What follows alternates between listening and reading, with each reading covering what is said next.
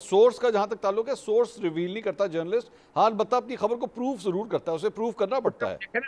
खबर को जब प्रूव करना होगा तो सोर्स लाना पड़ेगा नहीं, आपको। जरूरी नहीं है यही तो ना सर, ना हुक्म है। जरूरी नहीं है अजहर साहब, ये जरूरी नहीं है। नहीं मैं नहीं एक साथी इस होने के नाते आपको बता रहा हूँ, ये जरूरी नहीं है नहीं नहीं, मैंने इस कानून की जिस बता रहा हूं ना, जी। लीव टू डिफेंड देना है। Leave hmm. टू डिफेंड कहाँ है कि जहां मनी डिग्री हो, हम्म। यानी आपको हक के दिफा ही नहीं देना। ठीक। वो प्रिमिनल डिग्री कर देगा, 30 लाख रुपए जुर्माना कर दिया, वो जमा कराएं, हम्म। उसकी अपील नहीं होगी, अब स्टे नहीं मिलेगा ठीक। जब तक वो पैसे जमा नहीं करा देंगे आप। ठीक। फिर यही नहीं है जो ट्राइब्यूनल के जजेस तैनात करने हैं वो हुकूमत वक्त तैनात करेगी। यानी ठीक। ये भी एक बता कर 3 जज भेजेंगे नहीं मेरे तो देखें।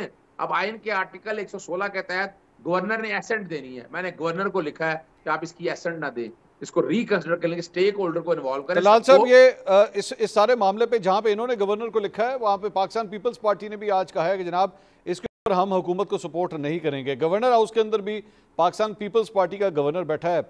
मुख्तलिफ जगहों से आपके लिए परेशानियां आ रही हैं इस लॉ को लेकर? देखिए, कोई मसला नहीं जी।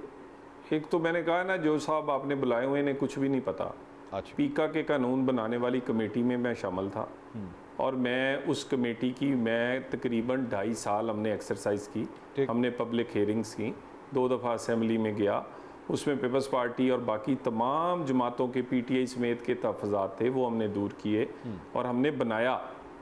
पाकिस्तान में सोशल मीडिया आए हुए 15 साल हो गए थे, लेकिन किसी ने कानून बनाने की जहमत नहीं फरमाई। ठीक। और उसके बाद इसी तरह ये हद तक इज़्ज़त है, ज़रा पढ़ लें। अगर किसी पार्टी को किसी को कोई तफज़ होगा कोई, और सबसे ज़्यादा ज़रूरी हम समझते हैं कि सहाफ़ी भाई हैं, और अगर कहीं होगा अमेंडमेंट हो सकती है, दोबारा देखा जा सकता है, मगर ये नहीं हो सकता कि आप मेरी इज्जत उछालें।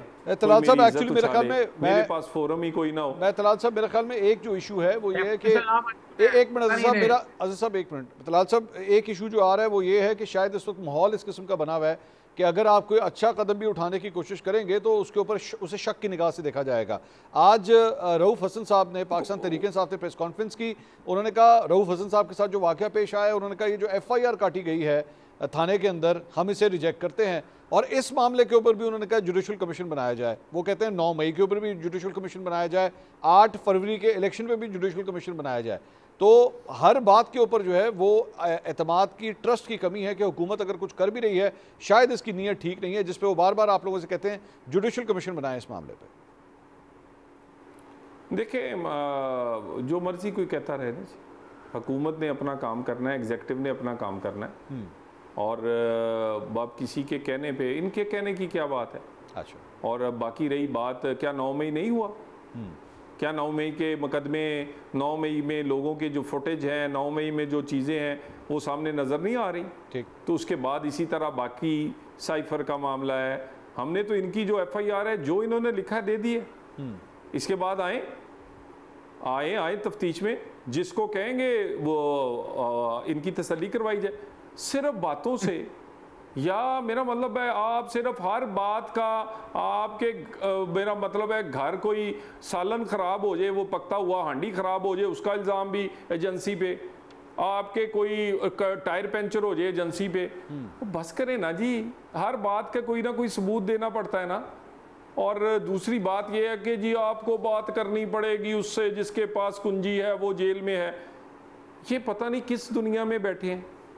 ये बातचीत जो है वो पार्लियामेंट के अंदर जो भी इनके लोग हैं उनसे होगी, किसी भी ऐसे आदमी से बात नहीं होगी जो सजा से याफ्ता है, और किसी भी फिरौन से तो बात होगी नहीं। वो हमने ना कभी की है ना करेंगे। रही बात सियासी जमातों से बात करेंगे, पाकिस्तान के लिए बात करेंगे, पाकिस्तान गरीब की रोटी के लिए बात करेंगे, इकोनॉमी के लिए बात करेंगे, इंटरनल सिक्योरिटी पे करेंगे, मैं बाकी ये जो मर्जी कहते रहे।